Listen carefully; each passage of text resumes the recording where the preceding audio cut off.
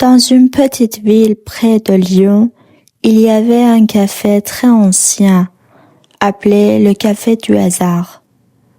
Les habitants disaient souvent que, dans ce café, les rencontres n'étaient jamais un hasard. Un lundi matin, Élise, une jeune femme de 26 ans, entra dans le café. Elle était fatiguée parce qu'elle avait très mal dormi. Elle s'assit près de la fenêtre et demanda: «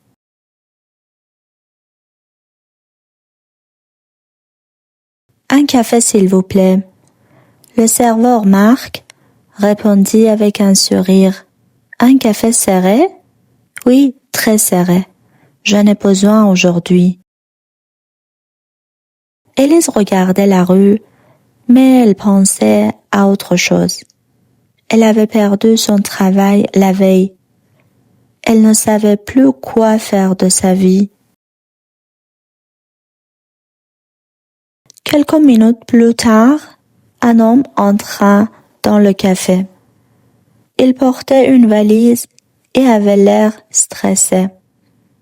Il regarda autour de lui et demanda: « Excusez-moi, cette chaise est libre? » « Oui, bien sûr, » répondit Élise. Il s'assit, posa sa valise et soupira. « Je m'appelle Julien. »« Enchanté, moi c'est Élise. » Un silence léger s'installa. Puis Julien dit: « Vous avez l'air un peu triste. J'espère que je ne vous dérange pas. »« Non, c'est juste une période difficile. » Julien hocha la tête.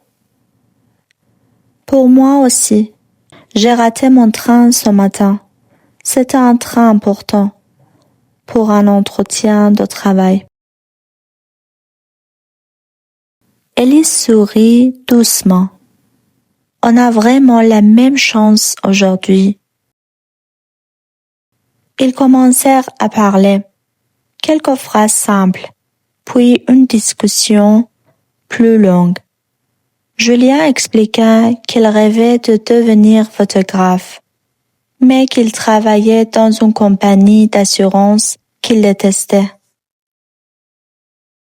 Élise raconta qu'elle était comptable, mais que son travail ne lui plaisait plus depuis longtemps. Julien dit: « Parfois, quand quelque chose se termine, c'est peut-être le début de quelque chose de mieux. » Élise regarda sa tasse. « J'aimerais le croire. » À ce moment-là, Marc, le serveur, arriva. Vous savez, dans ce café, les gens trouvent souvent des solutions inattendues. Julien et Élise éclatèrent de rire. « Vous croyez à ça? » demanda Élise.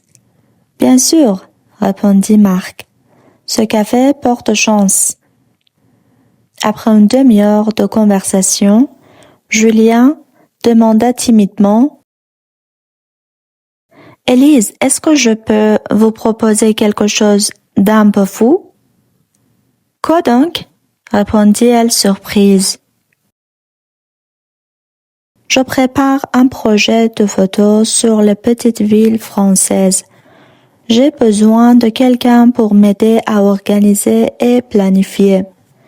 Vous avez l'air très organisé. » Élise ouvrit de grands yeux. « Mais vous ne me connaissez même pas. » Julien sourit. « C'est vrai, mais si on ne sait rien, il ne se passe rien. »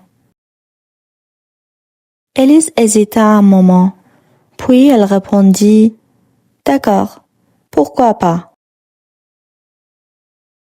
Julien rayonna. « Génial, on commence aujourd'hui? » « Aujourd'hui, j'ai surtout besoin d'un autre café, » dit Élise en riant. Marc revint.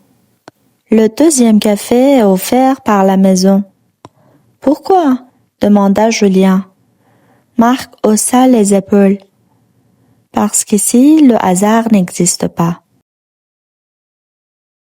3 mois plus tard, Élise et Julien avaient visité plusieurs petites villes. Ils avaient travaillé ensemble, voyagé ensemble, ri ensemble. Élise découvrit que chaque fin peut être un nouveau départ. Un soir, près d'une rivière, Julien dit « Élise, je crois que je n'ai plus envie de voyager seule. » Élise répondit doucement « Moi non plus. » Et c'est ainsi qu'une simple matinée dans un vieux café devint le début d'une nouvelle vie, pas grâce au hasard, mais grâce à un choix.